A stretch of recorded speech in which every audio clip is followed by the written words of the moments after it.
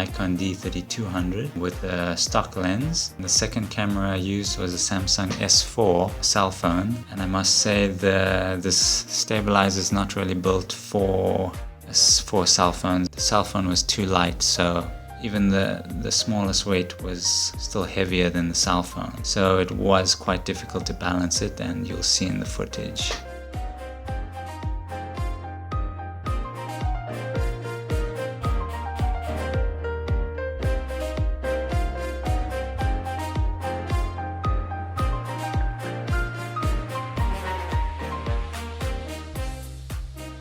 So in terms of the results, with the DSLR it did work relatively well. You can see when I walk, it does take away a lot of the vertical bumps.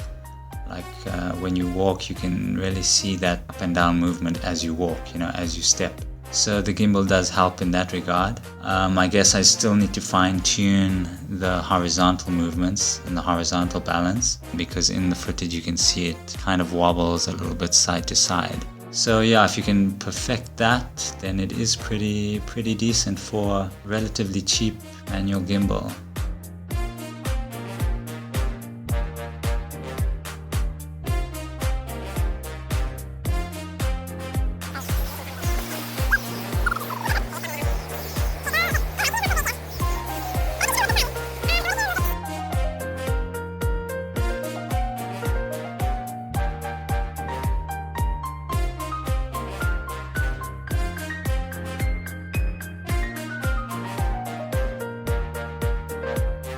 With the cell phone it didn't work so well, so I wouldn't recommend getting this stabilizer if you're going to use it with a cell phone.